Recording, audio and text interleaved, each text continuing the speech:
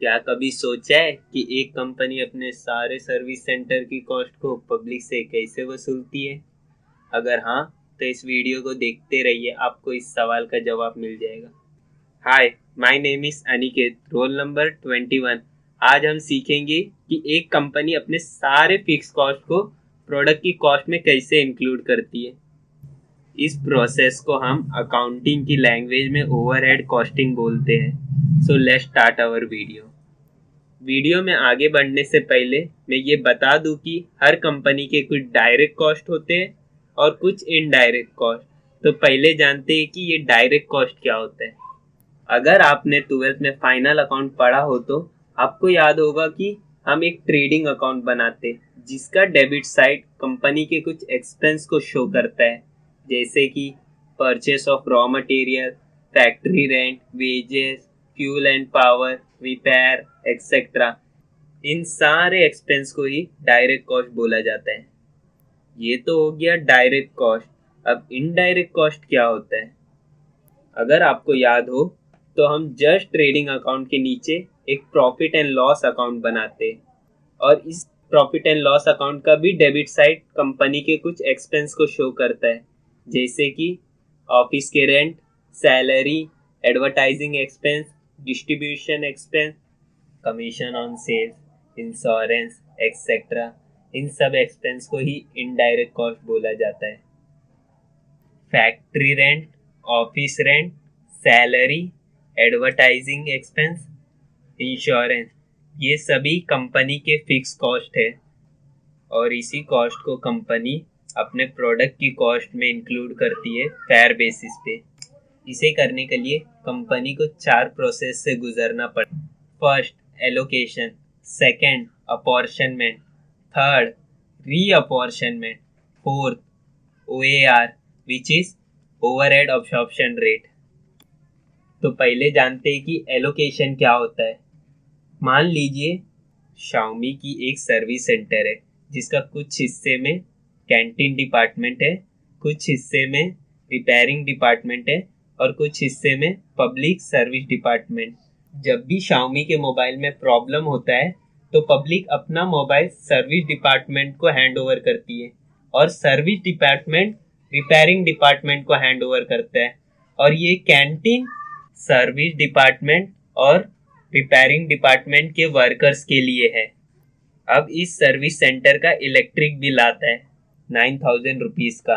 तो metre check करने के बाद यह पता चलता है कि 2,500 रुपीज कैंटीन का है, 3,000 रुपीज रिपेयरिंग का है और 3,500 का बिल सर्विस डिपार्टमेंट का है। This is nothing but allocation. We had just bifurcate की किसका कितना लाइट बिल आया है। अब सेकेंड कॉन्सेप्ट, एब्जॉर्प्शनमेंट। चलो सेम एग्जांपल लेते। एक सर्विस सेंटर है जिसका कुछ हिस्सा कैंटीन डिपार्टमेंट है, कुछ हिस्सा रिपेयरिंग और कुछ हिस्सा सर्विस डिपार्टमेंट। अब इस पूरे सर्विस सेंटर का रेंट है 56,000। ये सर्विस सेंटर पूरा 9,000 स्क्वायर फीट में बना है, जिसमें से कैंटीन डिपार्टमेंट 2,000 स्क्वायर फीट में बना है, रिपेयरिंग डिपार्टमेंट 3,000 स्क्वायर फीट में बना है और सर्विस डिपार्टमेंट 3,500 स्क्वायर फीट में बना है। अब कंपनी पता करना चाहती है कि कौन से डिपार्टमेंट का कितना रेंट है। इसके लिए हमें अपॉर्शनमेंट करना पड़ेगा। अगर हम टोटल स्क्वायर फीट में से कैंटीन का स्क्वायर फीट डिवाइड कर दे तो इससे हमें ये पता चल जाएगा कि टोटल स्क्वायर फीट में से कितना परसेंट कैंटीन का स्क्वायर फीट है। टोटल स्क्वायर फीट है 9,000, उसमें से कैंटीन का स्क्वायर फीट है 2,500।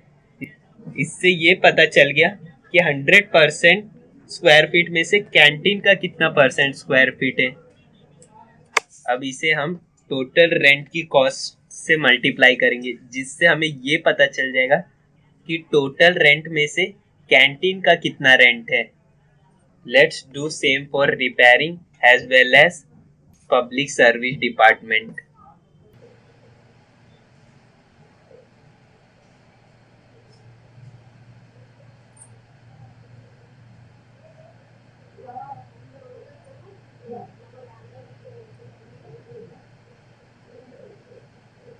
अगर आप इन तीनों को प्लस करोगे तो आपको टोटल रेंट मिल जाएगा विच इज 56,000।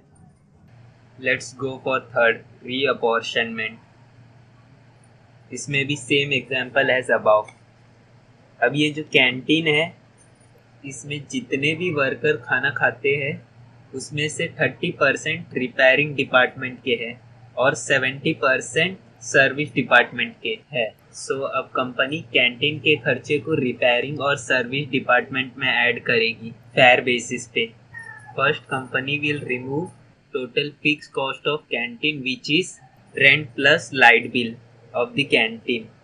कंपनी रिपेयरिंग के 30% को टोटल कैंटीन कॉस्ट से मल्टीप्लाई कर देगी, जिससे ये पता चल जाएगा कि कैंटीन का कितना कॉस्ट रिपेयरिंग में जाना चाहिए। Same for service department. अब आप सोचोगे कि कंपनी ये रीअपॉर्शनमेंट क्यों करती है, तो मैं ये बता दूं, कंपनी ये नहीं चाहती है कि खाए कोई और भुगते कोई और। That's why company do reapportionment. Let's go for last process which is OAR, overhead absorption rate. This is so simple. इसका मतलब है कि एक यूनिट के पीछे कितने का फिक्स कॉस्ट पड़ा है। इसे हम एक क्वेश्चन से समझते। Believe that every month standard 26,000 mobiles come for repairing. Then find OAR. First, let's make total overhead cost sheet.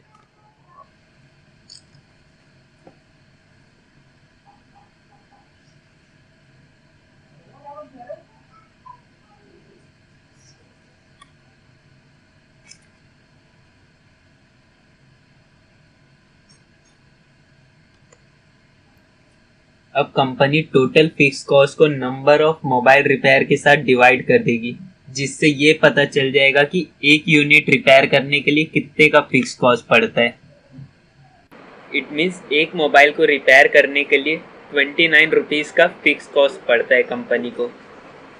Video ख़त्म। Thanks for watching this video.